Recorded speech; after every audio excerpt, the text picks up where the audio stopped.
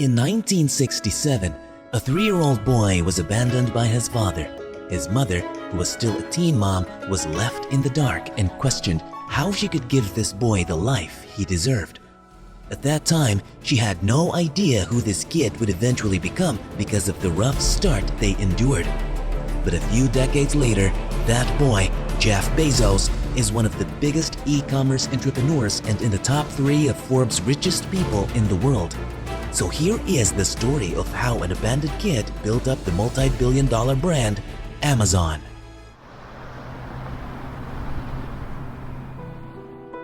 Ted Jorgensen and Jeff Bezos' mother, Jackie Guys, were just teenagers living in Albuquerque when Jackie got pregnant.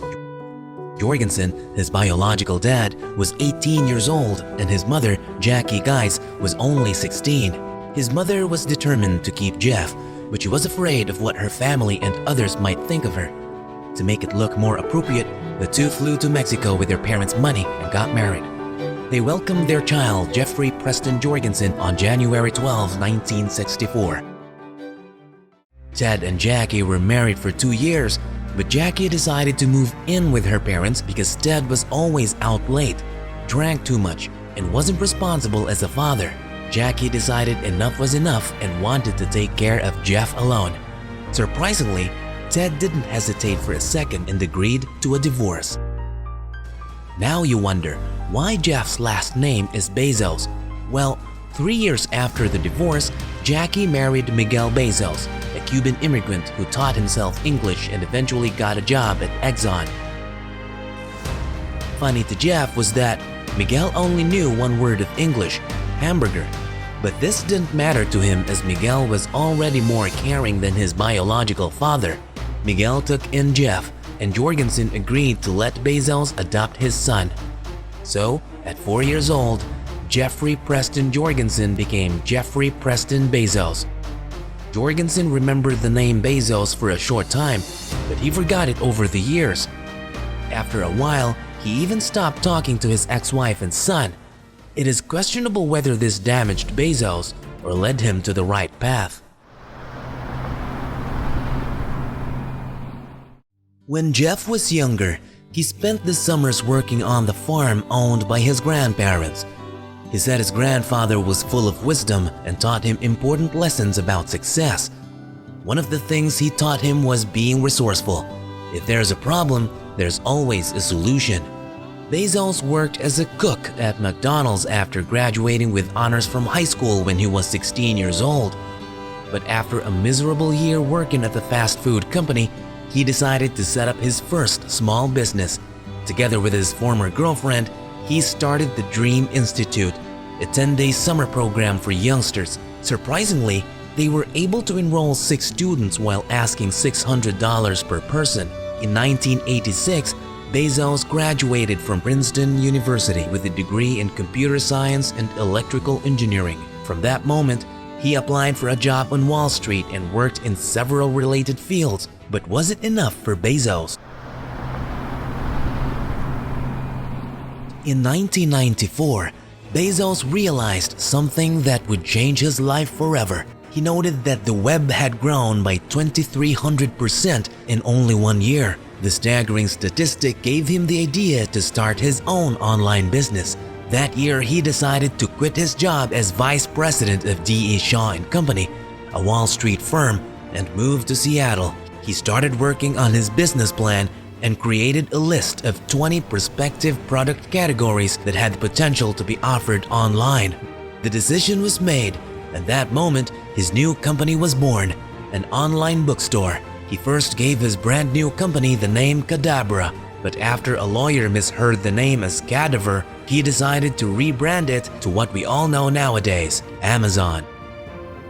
The business, founded in 1995, was selling books and became available in all 50 states and 45 foreign nations. In the first months following its start, it already became the Earth's biggest online bookstore. They used major book distributors to make sure that the packages could be delivered fast to the customer. Bezos was building and building to make it a success for when Amazon shares could be offered to the public.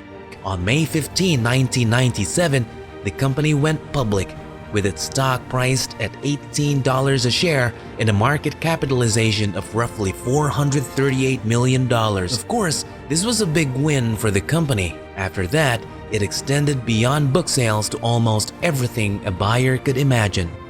Amazon developed a full cloud computing service, television programs, an electronic personal assistant for people's homes, and expanded the platform into other retail categories, including food, clothing, and electrical. But what really made the difference in the success of Jeff Bezos?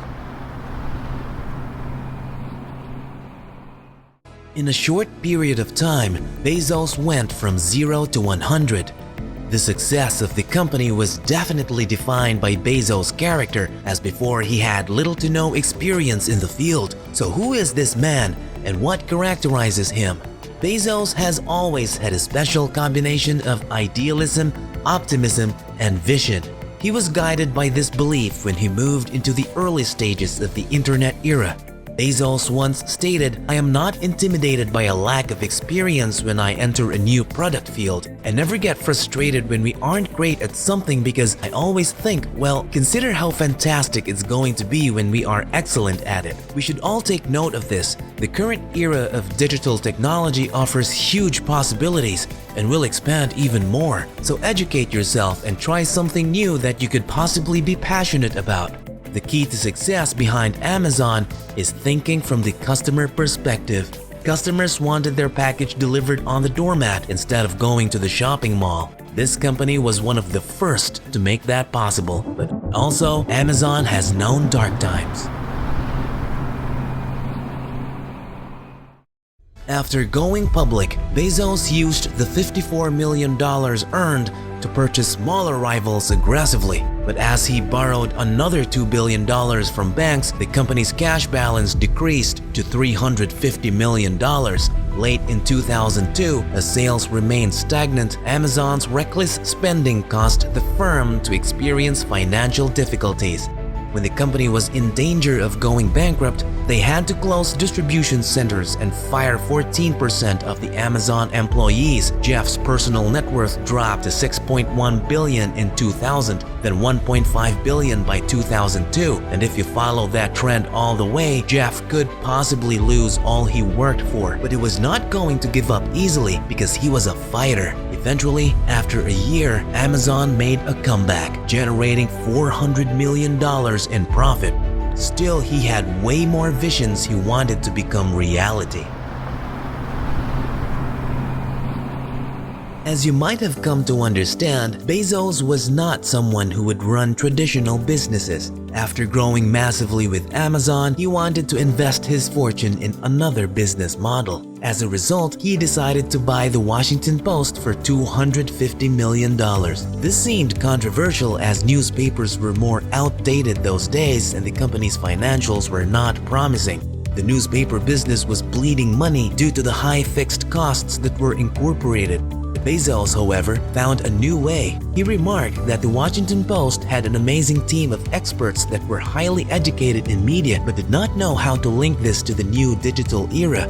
Consequently, he decided to be the key to digital solutions in quadrupling the newspaper's revenue the following years. Besides setting up new businesses, Jeff Bezos also expanded his investment portfolio significantly by acquiring ownership in other lucrative web businesses, including Airbnb, Business Insider, and Uber. On March 6, 2018, Bezos surpassed Bill Gates as the world's wealthiest person by Forbes with a net worth of $112 billion. But his true goal was still realizing his dream from his childhood.